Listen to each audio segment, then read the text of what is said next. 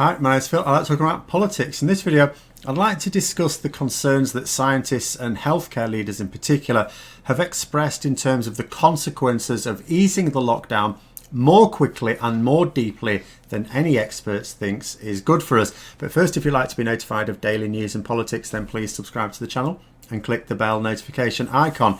So, easing the lockdown has generated a lot of images around England in particular, but there are also pockets in other parts of the UK of the masses not only going out and about for recreational purposes, but doing so in tightly packed crowds with no thoughts at all to social distancing.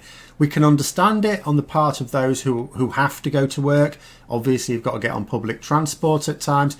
We can understand that. But when it's purely for recreation, seems a little bit mad. And if you think that, well, at least they're wearing some sort of face covering, surely, Phil, tell me that, you may be in for a shock. There were reports at the weekend of people having to be helped off beaches due to sunstroke or just general drunkenness. And this will inevitably have set the rate of infections rocketing up again. The R value that we keep saying needs to be below 1 will have pole vaulted over 1.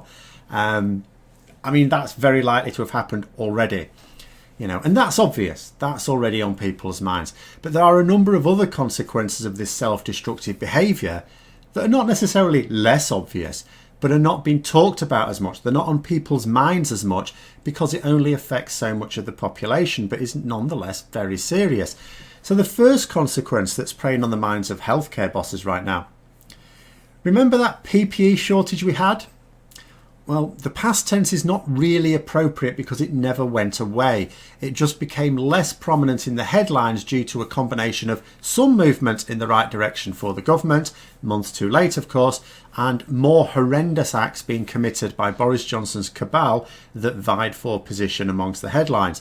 But any action that means that the rate of infection goes up, like, for example, getting drunk in close proximity to, hundreds of other people on the beach, for example, that means that the NHS is soon going to be having to deal with an upsurge in cases as well. It's just going to hit them again.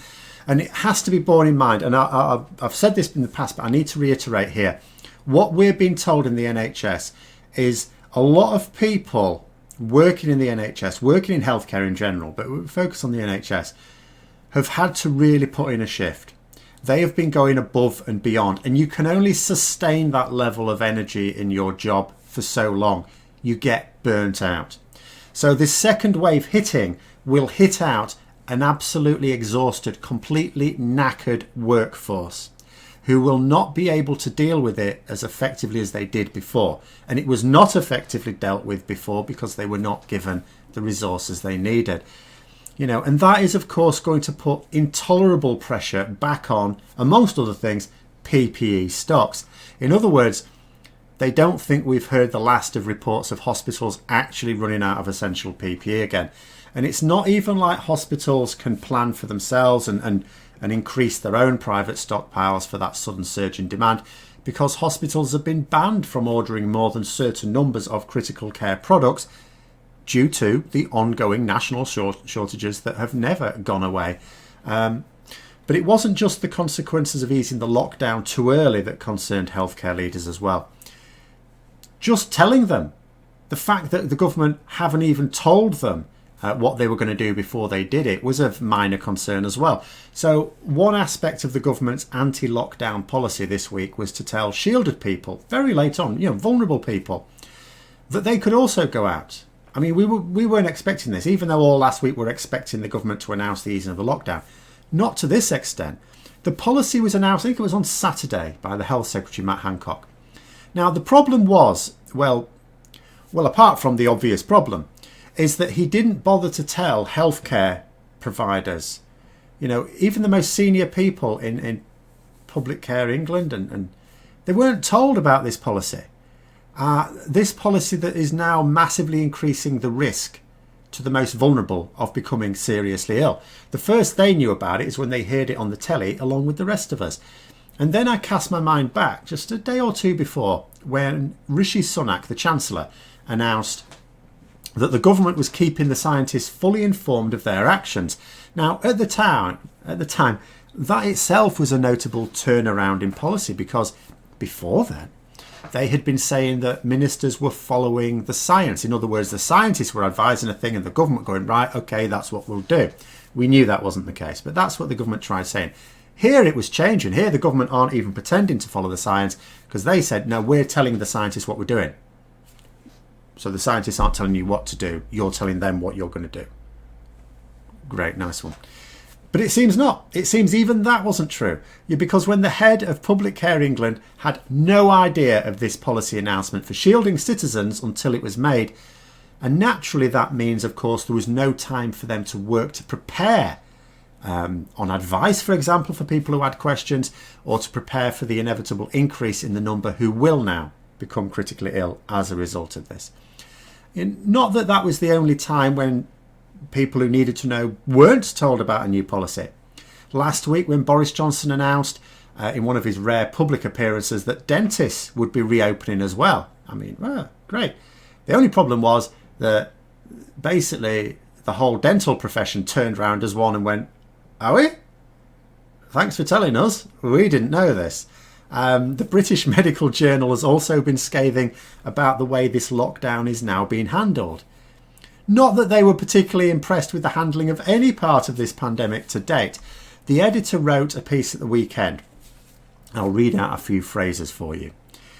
England is abandoning lockdown and possibly hope of containing a second wave. England arrives here in a state of utter confusion. The public's confidence in the official lockdown is shaken. Easing lockdown requires professional as well as public backing. And that's it, isn't it? You know, the government are not engaging with the professionals, that's clear. And their appeals to the public will now be falling on deaf ears. In fact, we can see they're falling on deaf ears because the pictures on the beach, I mean, does that look like social distancing? That is not social distancing. All the reasoning would suggest that we are going to see a huge surge in the data in a few weeks. Obviously, there's a lag in this. Infections take a few weeks to take hold. That's actually one of the more insidious aspects of this particular virus. This is what makes it worse than things like Ebola, because it takes so long, you know, for symptoms to show. And because, of course, so many people can become infected without ever showing symptoms. And, you know, there's no way the government will be able to deny the second wave. They'll have to, well, I say they'll have to reinitiate the lockdown. But they won't, will they? They won't be able to. Common sense will say they need, oh, there's that old British common sense. That'll say we have to, but they won't be able to. They've even been saying recently that they'll never reimpose the national lockdown. It will only be done locally, regionally, which in theory sounds fine, except we don't have the infrastructure locally to be able to do this. The government over the last 10 years has been removing regional infrastructure in our healthcare and social care systems. It's not there now. It doesn't exist. But they won't be able to to reimpose the lockdown politically because too many Tory MPs will oppose it. Regardless of the death toll, that won't matter to them. Unless, of course, public fury rises to Dominic Cummings type levels over this as well. Who knows? We'll see. I actually don't think so. But even if it's politically expedient to put the lockdown back in place, it's impossible to enforce it without the goodwill of the people.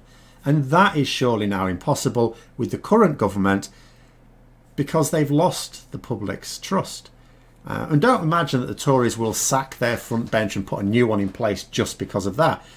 You know, and what this means is that the second wave could easily be worse than the first, because at the point at which you see it's definitely a second wave, instead of acting now quickly to stop it getting as bad as the first peak, there'll be nothing they can do. They'll have no controls over it at all. The brakes are shot. There was an element of togetherness the first time the lockdown was imposed. Yes, it was not hard to find examples in your neighbourhood of people carrying on as if the virus just gives you a bad cough, but you didn't see crowds of people out and about like you do now. And when the surge becomes apparent and the lockdown needs re-implementing, it will be coinciding with summer. Now, it was one thing to tell Brits to stay inside for a few weeks, because remember, Boris Johnson tried to start it by saying it'll just be for 3 weeks, and then it got a bit longer, but that was during spring. You know, sometimes it was sunny in spring, but you know what? It rains here in Britain. It rains. But then they're going to be asking people to do so over the whole of summer. Not a snowball's chance in hell. And finally, there was a curious statement from Downing Street yesterday in response to the notion that scientists were unlocking too quickly. So the government responded that if people follow the measures, that the R value is unlikely to rise above 1. I mean to say, the government are now they're literally telling scientists about the R value. They're contradicting the scientists. Oh, we know better.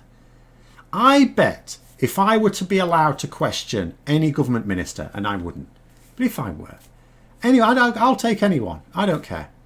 I bet you they couldn't even tell me what the R value is and how it's calculated.